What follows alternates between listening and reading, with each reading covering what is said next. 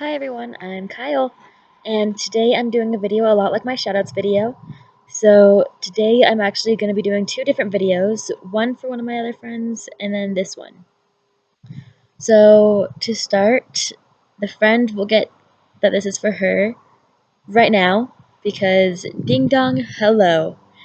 That is an inside joke between me and the girl, so she officially knows it's for her, and now you guys get to know who it's for. My friend Jasmine. Her and I have been through hell and back together. Uh, we've known each other since 8th grade, and she's been there for me throughout everything. She was originally going to be the person I came out to first.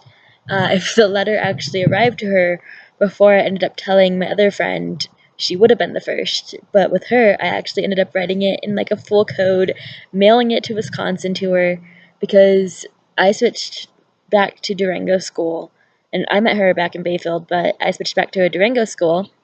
And if you're in the Durango Bayfield area, you know that Durango and Bayfield are 30 minutes away. So I switched back to Durango, and she moved to Wisconsin. And this was junior year of high school. And so I ended up sending her a letter to her new address in Wisconsin. And I was like, hey, in the code. I wrote out a full code, made like this little cipher and everything for it so she could understand what I said. And she did. She understood exactly what I said in the cipher. And at first I was there, like, oh my god, she actually was able to solve it. Even I had trouble just writing it. Uh, but yeah, I came out to her in a letter that I wrote in like this special code I made up. Uh, she's one of my friends I have the most memories with, the craziest, most fun memories with, of course. So back when we were, I think, sophomores in high school, she was talking about we were all talking about easy bake ovens, and they were coming back in style, so it was super cool. Well, that Christmas, I ended up buying her an easy bake oven as her Christmas gift, giving it to her at school, and then a period after that, after lunch, was health class. So we went to health, and it was basically like a free period. So her, me, and our friend Robin ran around the school just trying to find a light bulb for that damn Easy Bake Oven. Come to find out, she couldn't find a light bulb for that Easy Bake Oven until she moved to Wisconsin. She finally found one a year later. Uh, then also in health class, we have a lot of memories from health class, I'm realizing, like playing ninja in the back of the classroom. Us and our friend Courtney and like our entire group would just sit in the back of class playing ninja. Well, one day, I don't remember how it, like, we got onto the topic of things that were awesome. And then I look at my wrist and I'm like fiddling around with this bracelet I used to always wear. And it had like these little rainbow squares on it. And at the same time, I don't know what came to mind or anything, but at the same exact time, me and Jasmine just go, Rainbowtastic. And we're sitting there, we're like, where the fuck did that come from? Like, that's not a word. But we both thought of the same word, which wasn't even a word, at the same exact time while we were looking at my bracelet. So it became one of our words, and we were gonna make this huge, like, dictionary of just words we come up with, and like would come up with, and just all sorts of crazy things. Uh, we also were struggling with money. We were teenagers, and we wanted to buy movies and video games and all sorts of other stuff. You know, well, she was the video games. I was totally movies. Um, so we were thinking of all these schemes to like get rich fast, which weren't really get rich fast schemes. They were just more like, hey, we're creative kind of things. And we promised ourselves we would become richer than Oprah.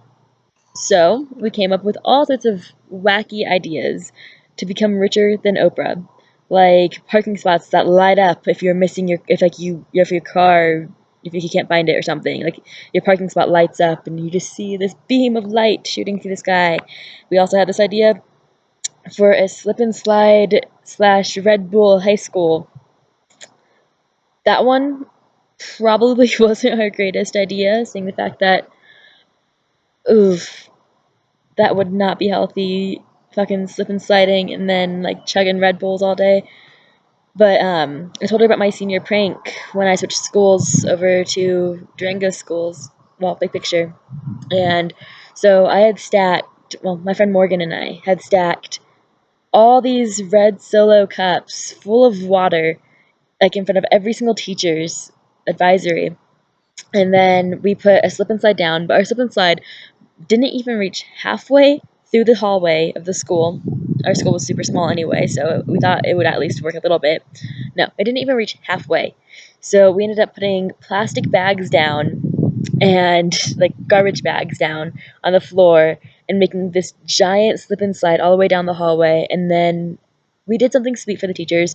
We made these little like quilt type curtains out of just normal paper, but we had like students just write down what they appreciate about like the school and their teachers, and like thank you letters to teachers, and it was awesome.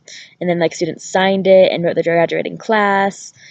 At the end of the other hallway, which was outside of my advisory that I was in, we set up this little movie theater type thing. We took all the chairs from one of the advisories, took the TV from that advisory, and put it out in the hallway, and made a slip and slide that led you to the movie theater.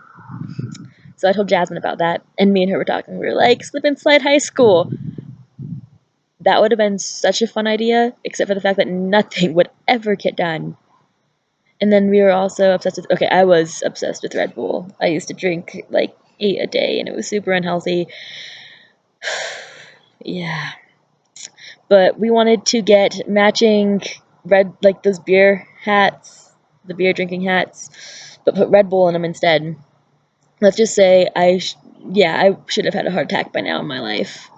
Especially if I had that hat. If I had that hat, oof. But yeah, we just had all these crazy ideas, and half the time of us making these ideas, we were teenagers, and it's like most of the time teenagers aren't thinking of just random shit like that, like random get rich things, even though they aren't. Yeah, I don't know how any of our ideas would have actually happened or come true, but it was fun to be so like creative. Well, she moved back from Wisconsin, and instantly I had to hang out with her. It was during my senior year, and so she came and did my senior pictures with me, and we were just basically like dancing around town, running around town, basically just being our crazy selves. Like, she's one of the people I could actually truly 100% be myself around, and it is so awesome and so refreshing to have a friend that I could just feel like I could just be a kid with, and who's like a sister to me, you know? Just someone who I could just be free with. Like, I could feel like I'm flying when we're hanging out because, well, maybe I am. You never know. We might actually be flying out the car. Oops. That was me and a different friend, actually. Uh, yeah, I've done some crazy things with my friends, which were actually a lot of fun. With Jasmine, we used to have dance parties in the car. Well, in her car. Her car had much more room, so we'd be sitting up front in the front seat, and I'd be the DJ, okay? Me with my horrible taste in music half the time.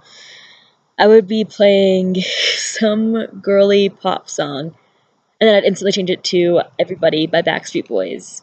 And you just see us just start going crazy with the song, like, woo, everybody! And just like howling to the song because neither of us should sing or can sing. Especially not me. Whew, yeah, no. But would be singing along with that, and then Carly Rae Jepsen's song "Call Me Maybe" would come on, and would go crazy again, or Cher Lloyd would come on. Like one of those super girly singers would come on, or a boy band would come on, and we'd just be like having this like dance party, waiting for our friend to get off of work, while sitting in the car, and he'd come out of work and just stare at us for at least a good like 10 minutes before getting in the car, because we would just be going like, yes, like just having so much fun, just listening to music, just having each other's company. It was always so much fun. To draw little cartoons on her window usually of the guy she was dating at the time.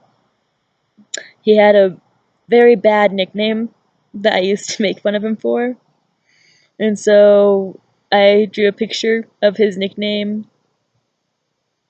Uh, so yeah, I can't really mention one of his nicknames on here, but yeah, if I could, I totally would, just so you guys can get a laugh, because it is the funniest stories I could ever tell you just about that guy's nicknames. He has like 20 bad nicknames, and it's awesome. I feel so bad for him. I'm so sorry, Joe. But yeah, so I draw little pictures on her windows in her car of just his little nicknames, telling a story basically of his life and cats. I draw a lot of cats. I like cats. They're cute. Um, yeah. Sorry. I have like all these memories just like wanting to explode out of my brain, and then I'm sitting there, I'm like, oh, I have to be appropriate because of a lot of our jokes, they are not the most appropriate jokes, especially when our other friends were involved. Like, yeah, yeah. Um, yeah, she just was always there. We always had so much fun. We still have fun whenever we hang out with each other, and it's not as often. And honestly, I don't think I've seen her in like a year, even though we're planning on hanging out on my birthday this weekend, which I'm super excited for, especially because I just miss her. Uh, and maybe we'll come up with more random, crazy, stupid things, like our tattoo idea for the tiger and the bunny rabbit. If you watch the tattoo one, you will understand what I'm talking about, or a little driver's license, which also, if you watch the tattoo one, you will understand. Uh, what else is there? Oh, when I had my first car, his name was Vinny. She actually helped me name him, along with the majority of people who have ever rode in my car. So I used to wear this little mustache ring on this finger. I don't know why I was needing to show you guys which finger it was on, but yeah, so I used to wear this little mustache ring. I had put rainbow duct tape all along the bumper. The bumper was fine, okay? My car bumper, perfectly fine. My car was actually in amazing shape for being such an old car. But I found the need to put rainbow duct tape on the bumper. I was going through that like mega rainbow phase after coming out. So I put rainbow duct tape on the bumper of my car. And that's how my car got the nickname Vinia with the rainbow mustache. People in town used to call it the Skittles car because it was so rainbow. My car was so rainbow. Like the inside, there was just rainbow stuff in there. Like I had a rainbow boa that I had tacked to the top of my car. My car was super, yeah. But yeah, and some of the little feathers from the boa would like fly off. So my car would basically be shedding rainbow. But I had to get rid of that car because that car broke down after a long time of me having it. And it was just sitting in one of our friend's parking areas outside of his house. So I'm sitting there, I'm just like, I don't want to get rid of this car. I love this car. It's seriously still the best car I've ever had to this day. I've had 3 cars, including that one. And none of them are even like 1/1000th as amazing as that first car of mine was. Especially because all the memories that were made in there, especially with Jasmine. Like, one night before I was selling that car, her, me, and my friend Dutch all went out there to start getting the interior out of the car because I had all my friends write on the car, and we basically just shared our stories and shared our lives, like writing on that car. Well, another one of our friends ate Cheez-Its in the car, and I didn't know because it was in a spot I never went to. So there were just little Cheez-Its crumbs. And it was like the day before, I guess, is what he told us. So there were still Cheez-It crumbs when we were cleaning out my car. I'm sitting there, I'm just like, I don't eat Cheez-Its. How are there Cheez-Its in my car? Like, where did those come from? And so after we're done taking out the interior and trying to get all the Cheez-Its out, which we successfully did, um, there was, so if you guys actually end up tearing apart your guys' interior of your guys' car at all, ever, which is not a smart idea, but behind where the mirror is, that little flap, the little visor, yeah, so if you take that, like, cloth off, it's actually, like, wooden or cardboard or something back there. So me and her wrote messages to the new owners, like, if someone were to ever actually buy that car from the junkyard that I sold it to, which, honestly, someone did. I found out that someone was driving that car, like, 2 months after I sold it. I was going to move back to Durango and buy it back, but I sold it so I could move back down to Arizona. Lasted, like, 3 months in Arizona. But, yeah, so I ended up tearing apart, like, that interior part. Jasmine helped. My friend Dutch helped. Dutch was having, like, a field day with tearing apart all the interior. And Jasmine and I were just, like, I think I was crying. I think I was seriously crying because I was selling my first car. I had to rip out all the interior, so all the, basically, like, the artwork my friends had put into my car and, like, the memories that were in that car, I felt like they were going away. Even though just knowing that I still have the interior of that car and that it's basically like, yeah, I still have it. Those memories still live on, especially the Cheez-Its. The reason the Cheez-Its live on still is because Jasmine and I wrote on the little visor saying, "Dear future owner, please take care of Vinny. He is a very good car, but he needs a lot of love or else he will not work for you. If you call him any bad names, he will not work for you. If you don't drive him almost every day, he will not work for you." Basically telling them every issue this car has ever had, including every single time I'd call it a name, it seemed to break down. This is why we talked to my car like it was a person, because it was more bipolar than the weather in Colorado. But yeah, so then how we end it, we go, "P.S. Vinny loves Cheez-Its, but he is not allowed to have them. We just had to clean out the Cheez-Its. So please do not give Vinny Cheez-Its unless you want a mess." We were weird. And honestly, when we still, like, whenever we run into each other, we are still weird. Like, I'm surprised we aren't, like, doing weird things and making up weird inside jokes even more than we already have. Actually, I think we make up a new inside joke every single time we see each other. Or like 10. Like 10 inside jokes every single time we see each other. Like, I can't even list even, like, all of them. Like, I will be sitting here thinking, I'm sitting there just, like, smiling away because our inside jokes are so weird. Yeah, but that girl changed my life. She was there for me when no one else was. Uh, she was the first person I ever wanted to come out to.